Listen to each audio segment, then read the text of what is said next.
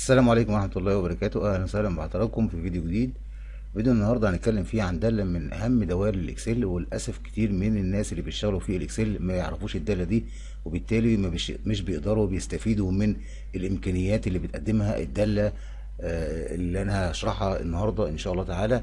فمهم جدا إن أنت تتابع معايا الحلقة دي، لأن هي دالة من أهم دوائر الإكسل في بتتعامل مع التاريخ بشكل مميز جدا، وبتقدم بعض المزايا والحاجات اللي احنا كلنا بنحتاجها، خاصة لو احنا عايزين نعمل بعض التواريخ في مدة معينة، او بنعتمد على تاريخ اساسي كمرجع.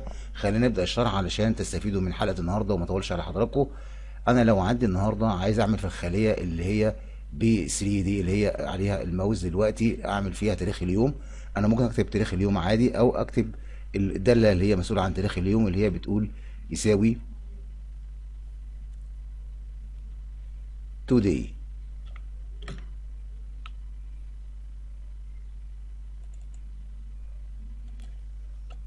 دالة today هي الدالة المسؤولة عن ان انا اكتب تاريخ النهاردة.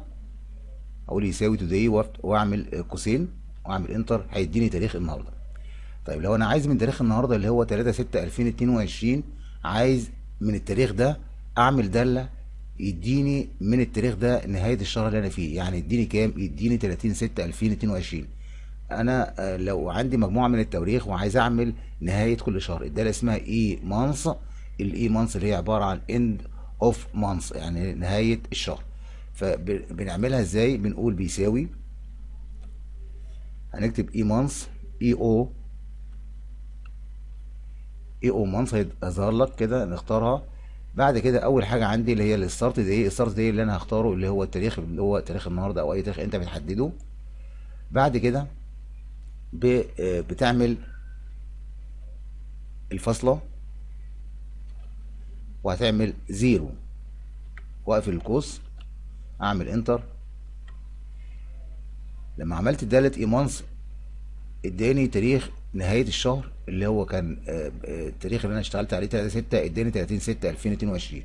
طب لو انا عايز اعمل من التاريخ اللي هو 3/6 اللي موجود عندي دلوقتي، عايز اعمل نهاية الشهر التالي، نهاية الشهر التالي اللي هو هيبقى يعتبر 31/7. نفس الدالة اللي هي دالة اي مانث برضو اعملها، بس بدل ما اعمل زيرو هعمل حاجة تانية، اقول يساوي اي او مانث، اي او مانث، هفتح القوس، هختار الستارت داي، وبعد كده هعمل الفاصلة بدل ما اختار زيرو عشان عايز انا نهاية الشهر التالي اللي هو الشهر اللي موجود فيه التاريخ، هعمل واحد، واقفل القوس. دالة بسيطة جدا وسهلة، لكن بتقدم حاجات جميلة قوي.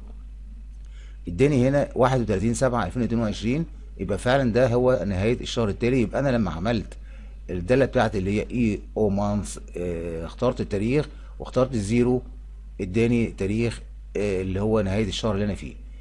لما عملت واحد اداني نهاية الشهر التالي. طب لو انا عايز اعمل نهاية الشهر السابق، نهاية الشهر السابق هنعملها ازاي؟ هقول يساوي اي او مانث، نفس الكلام، هفتح القوس، هختار التاريخ بتاعي، هعمل فاصلة واختار -1. هنشوف هيظهر معايا التاريخ بشكله ايه. نهاية الشهر السابق اللي هو انا عندي شهر تاريخ النهارده 3/6، الشهر السابق ليه هيبقى ايه؟ شهر 5. شهر 5 بس في نهايته يبقى 31/5. فعلا الكلام ده طلع مظبوط جدا. طب لو انا عايز اعمل بداية الشهر الحالي، بدايته مش اللي هو يديني ايه 1/6، نفس الدالة اللي فاتت بالظبط، بس انا هضيف عليها حاجة معينة. هقول بيساوي اي او مانث،